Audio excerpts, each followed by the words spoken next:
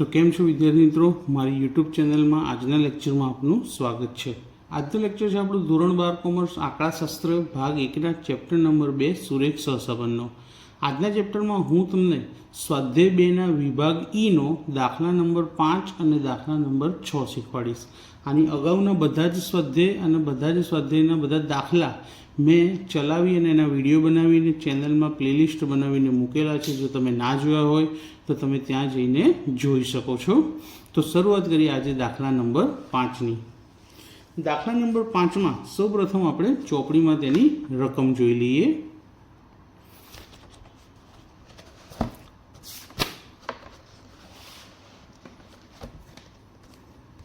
તો દાખલા નંબર 5ની રકમ કંઈ આ પ્રમાણે છે કે એક વિદેશી ફળની સ્થાનિક બજારમાં ખૂબ જ અનિશ્ચિત માંગ જોવા મળે છે।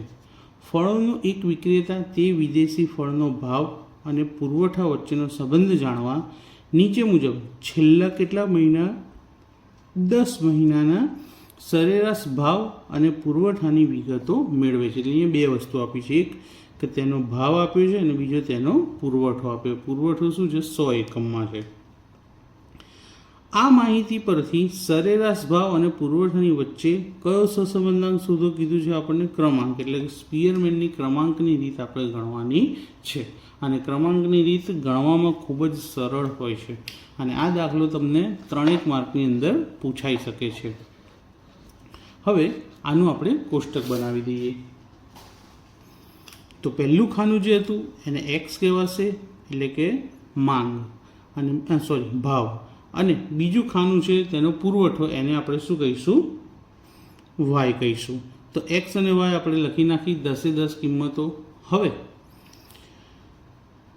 એક્સ અને વાય આપેલા હોય તો તેના પરથી ક્રમ શોધવા પડે। આર એક્સ એટલે કે એક્સનો ક્રમ અને આર વાય એટલે કે વાયનો ક્રમ। તો સૌથી પહેલાં આર એક્સ અને આર વાય શોધી લઈશું। તો આર એક્સ શોધવા માટે એક્સમાં જોઈએ સૌથી મોટામાં મોટી રકમ કઈ છે? તો સૌથી મોટામાં મોટી રકમ છે 77। 77ની સામે શું આવશે? 1। હવે 77 કરતાં નાની રકમ જોઈએ તો 77 કરતાં નાની રકમ છે 68। 68ની સામે કેટલા આવશે? 2। 68 કરતાં નાની રકમ છે 65। 65ની સામે આવશે 3। 65 કરતાં નાની રકમ જોવા જઈએ તો 65 કરતાં નાની રકમ છે 50। 50ની સામે આવશે 4। 50થી નાની રકમ છે 48। 48ની સામે આવશે 5। 48 કરતાં નાની રકમ જોઈએ તો તે છે 43। 43ની સામે આવશે 6। 43થી નાની રકમ જોવા જઈએ તો છે 38। 38ની સામે આવશે 7। 38 કરતાં નાની રકમ 35। 35ની સામે આવશે 8। 35થી નાના 30 તો 9 અને સૌથી નાની 25 એટલે 10। તો આપણી પાસે n બરાબર કેટલી સંખ્યાઓ આપેલી છે? 10 સંખ્યાઓ આપેલી છે। હવે આ જ રીતે જે રીતે આર એક્સ શોધ્યા એ જ રીતે આર વાય શોધી લઈએ વાયની કિંમતો પરથી। તો વાયની કિંમતોમાં સૌથી મોટામાં મોટી રકમ જોવા જઈએ તો તે છે 60। 60ની સામે આવશે 1। હવે 60 કરતાં નાની રકમ જોવા જઈએ તો તે છે 53। 53ની સામે આવશે 2। 53થી નાના 52। 52ની સામે આવશે 3। 52 કરતાં નાની રકમ જોવા જઈએ તો તે રકમ છે 45। 45ની સામે 4। 45થી નાની કિંમત છે 42। 42ની સામે 5। 42થી નાની રકમ 41। 41ની સામે 6। 41 કરતાં નાની રકમ 38। 38ની સામે 7। 38થી નાના 37 એની સામે 8। 8 એના પછી 27 અને સૌથી છેલ્લી 25 એની સામે આવશે 10। તો આર એક્સ અને આર વાય મળી ગયા। સંખ્યાઓને ઉતરતા ક્રમમાં આપણે ક્રમ આપવાના હોય છે। સૌથી મોટી સંખ્યાની સામે 1 અને સૌથી નાની સંખ્યાની સામે સૌથી છેલ્લો ક્રમ, એમ ઉતરતા ક્રમમાં ગોઠવી અને આપણે એને ક્રમ આપીએ છીએ। હવે આર એક્સ આર વાય મળી ગયા પછી શું શોધીશું? ડી એટલે ડિફરન્સ। ડિફરન્સ મીન્સ થાય તફાવત, કે આ એક્સનો ક્રમ અને વાયના ક્રમનો તફાવત। 3માંથી 3 જાય તો 0 2માંથી 2 જાય તો 0, 6માંથી 5 જાય તો 1, 7માંથી 1 જાય તો 6, 1માંથી 4 જાય તો -3, 5માંથી 6 જાય તો -1, 8માંથી 8 જાય તો 0, 9માંથી 7 જાય તો 2, 10માંથી 10 0 અને 4માંથી 9 જાય તો -5. હવે અહીંયા ચેક કરીએ કે પ્લસ અને માઇનસ સરખા છે કે નહીં. તો પહેલાં પ્લસ કિંમતોનું ટોટલ જોઈએ. 1 અને 6 7, 7 ને 2 9. જો માઇનસનું ટોટલ પણ 9 થાય તો સરવાળો 0 આવી જશે. 3 અને 1 4, 4 ને 5 9, તો સરવાળો શું મળ્યો આપણને? 0 મળી ગયો. હવે ડીની બધી કિંમતોનો આપણે શું કરવાનો છે? વર્ગ. અને વર્ગની બધી જ કિંમત હંમેશા પ્લસ જ મળે. પ્લસ સંખ્યાનો વર્ગ પણ પ્લસ થાય અને માઇનસ સંખ્યા હોય તો એનો વર્ગ પણ પ્લસ જ થશે. તો 0ની સામે 0, 0ની સામે 0, 1નો વર્ગ 1, 6નો વર્ગ 36, 3નો વર્ગ 9, 1નો વર્ગ 1, 0ની સામે 0, 2નો વર્ગ 4, 0ની સામે 0 અને 5નો વર્ગ 25 આવે. આ બધી જ કિંમતોનો આપણે શું કરવાનું છે? સરવાળો. 25 ને 4 29 ને 30, 30 અને 9 ને 10 40, 40ની અંદર 36 ઉમેરીએ તો મળે 76. તો આપણો આન્સર આવ્યો સિગ્મા ડી સ્ક્વેરનો 76. તો હવે કોષ્ટક પૂરું થઈ ગયું છે. n બરાબર 10 મળી ગયા છે. તો સ્પીયરમેનના ક્રમાંકનું સૂત્ર લખી એની અંદર આપણે કિંમતો મૂકી દઈએ. તો ક્રમાંકનું સૂત્ર શું છે કે r બરાબર 1 ઓછા 6 સિગ્મા ડી સ્ક્વેર છેદમાં n કૌંસમાં n સ્ક્વેર માઇનસ 1. હવે આની અંદર કિંમત મૂકીએ. 1ના 1 ઓછા 6 mના m. સિગ્મા ડી સ્ક્વેર કેટલા મળ્યા આપણને? 76. તો બ્રેકેટમાં 76 છેદમાં nની જગ્યાએ કેટલા આવશે? 10 આવશે. કૌંસમાં n સ્ક્વેર એટલે 10નો સ્ક્વેર માઇનસ 1. 1 ઓછા 76 ને 6 સાથે શું કરવો પડશે આપણે? ગુણાકાર. તો 456 થાય આ બેનો ગુણાકાર. છેદમાં 10ના 10, 10નો વર્ગ શું થાય? 100, 100માંથી 1 જાય તો 99, ડાયરેક્ટ 99 લખી શકાય. 1 ઓછા 456, 99 ને 10 વડે ગુણીએ તો 990. 1 ઓછા 456 ભાગ્યા 990 કરવાથી મળશે આપણને 0.46. અને આ બંનેની બાદબાકી કરવાથી આપણને જે ક્રમાંક સહસંબંધાંક મળશે તે લગભગ છે. માટે લગભગની નિશાની કરી દઈએ અને 1માંથી 0.46 જાય તો 0.54. તો અહીંયા આપણને જવાબ મળી ગયો. હવે આ જે 0.54 આવ્યા એ શૂન્યની નજીક કહેવાય કે 1ની? તો 0.50 કરતાં મોટી રકમ છે એટલે 1ની નજીક કહેવાશે. તો આરની કિંમત 1ની નજીક છે. માટે બંને ચલ વચ્ચે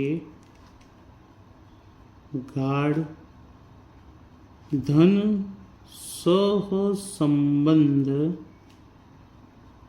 છે તેવું કહેવામાં આવે. તો દાખલા નંબર 5 પૂરો થયો. હવે એ જ રીતનો દાખલા નંબર 6. પણ દાખલા નંબર 6 ખૂબ સરળ છે. કેમ? તો એકવાર ચોપડીમાં રકમ જોઈએ. તો દાખલા નંબર 6માં જો મિત્રો કે ઓછા સમયના અંતરે વિદ્યાર્થીની પરીક્ષા લેવામાં આવે તો પરિણામો વચ્ચેનો સંબંધ જાણવા એક શિક્ષકે છેલ્લા 2 અઠવાડિયામાં લીધેલી 2 પરીક્ષાના પરિણામ પરથી 7 વિદ્યાર્થીના નીચે મુજબ ક્રમ મળ્યા. તો એ શોધ્યા એમણે. કેટલા વિદ્યાર્થીઓ આપ્યા છે આપણને? 7 વિદ્યાર્થીઓ. અને બધા વિદ્યાર્થીઓના ક્રમ આપ્યા છે. જેમ કે પહેલા વિદ્યાર્થીનો ક્રમ છે 5 અને 7. પહેલી પરીક્ષાનો 5, બીજીનો 7. બીજું ક્રમ આપ્યા છે એટલે એને XY નહીં કહેવાય, શું કહેવાશે? RX અને RY. તો દાખલો 5મા કરતાં વધુ સરળ છે. કેમ? કારણ કે RX RY શોધવાની જરૂર છે જ નહીં, આપણને આપી દીધા છે. અને બીજું કે RX RY આપ્યા હોય એટલે ક્રમાંક સહસંબંધાંક જ આવે, કાલ પિયર્સન આવશે નહીં. તો આ કોષ્ટક આપણે નોટબુકની અંદર આ પ્રમાણે દોરી લીધું કે RX અને RYની જે કિંમત આપી હતી એ દર્શાવી દીધી છે. હવે RX RY પરથી ડાયરેક્ટ આપણને શું મળશે? ડી એટલે ડિફરન્સ, જેને ગુજરાતીમાં તફાવત કહેવાશે. તો ડિફરન્સ શોધીએ. 5 - 7 -2. 1માંથી 1 જાય તો 0, 2માંથી 4 જાય તો -2. 3.5માંથી 6 બાદ કરીએ તો એનો જવાબ આવશે -2.5. 3.5માંથી 5 બાદ કરીએ -1.5. 7માંથી 3 જાય તો 4, 6માંથી 2 જાય તો પણ 4. હવે પ્લસનું ટોટલ કરીએ અને પછી માઇનસનું. પ્લસ સંખ્યા 4 ને 4 8, માઇનસ પણ જોઈએ 8 થાય છે કે નહીં. 2 ને 2 4. હવે આ બંનેનો સરવાળો પણ 4 થાય તો 4 ને 4 8, તો પ્લસ અને માઇનસ સરખા 8 થઈ ગયા એટલે એનો સરવાળો શું થાય? 0. હવે વર્ગ હંમેશા કેવો મળે? પ્લસ જ મળશે. તો d² કિંમતો લખીએ. 2નો વર્ગ 4, 0નો વર્ગ 0, 2નો વર્ગ 4. 2.5નો વર્ગ કરીએ તો મળશે જવાબ આપણને 6.25. 1.5નો વર્ગ 2.25. 4નો વર્ગ 16, 4નો વર્ગ 16. આ બધાનું શું કરવાનું? ટોટલ. 16 દુ 32, 32 અને 4 ને 4 8 40, 40 ને 8 48, 48.50 લખો કે 5 લખો, બંને સરખું જ કહેવાશે. બીજું, કિંમતો કેટલી છે? 1 2 3 4 5 6 અને 7, એટલે n બરાબર કેટલા આવશે? 7 આવશે. હવે ક્રમાંક સહસંબંધાંકના સૂત્રમાં કિંમતો મૂકી દઈએ જે શોધી છે. તો સૂત્ર R બરાબર 1 - 6 સિગ્મા d² છેદમાં n કૌંસમાં n² - 1. ચલો 1 એમના એમ, 6 એમના એમ. સિગ્મા d² આપણે મેળવી લીધા. કેટલા? 48.5 છેદમાં nની જગ્યાએ કેટલા લખવાના છે? 7. તો nની જગ્યાએ 7, nનો વર્ગ એટલે 7નો વર્ગ ઓછા 1. તો 1 ઓછા 6 ને 48.5 સાથે ગુણાકાર કરીએ તો જવાબ આવશે 291 છેદમાં 7. 7નો વર્ગ 49, એમાંથી 1 જાય તો 48. તો 1 ઓછા 291 છેદમાં 48 અને 7નો ગુણાકાર 336. હવે આ બંનેનો ભાગાકાર કરીશું. 291 ને 336નો તો 1 માઇનસ આ બેનો ભાગાકાર મળે છે 0.87. માટે આરનો જવાબ લગભગ આવે છે તો લગભગની નિશાની આવશે 0.13. હવે અહીંયા જોઈએ તો 0.13 એ 1ની નજીક ના કહેવાય. કોની નજીક કહેવાય? શૂન્યની નજીક કહેવાશે. તો અહીંયા આપણને આરની જે કિંમત મળી તો આરની કિંમત શૂન્યની નજીક છે. માટે બંને ચલ વચ્ચે આંશિક કેવો આવશે? શૂન્યની નજીક હોય તો આંશિક ધન સહસંબંધ છે કેમ કહેવાય. તો મિત્રો આજે આપણે દાખલા નંબર 5 અને 6 ખૂબ જ સરસ રીતે પૂરો કરી લીધો છે. દાખલા નંબર 6નું કોષ્ટક ખૂબ જ સરળ હતું. ફક્ત ડી અને d² શોધવાના હતા. d²નું ટોટલ કર્યું, ત્યારબાદ સૂત્રમાં કિંમત મૂકી અને તેનું અર્થઘટન લખી લીધું.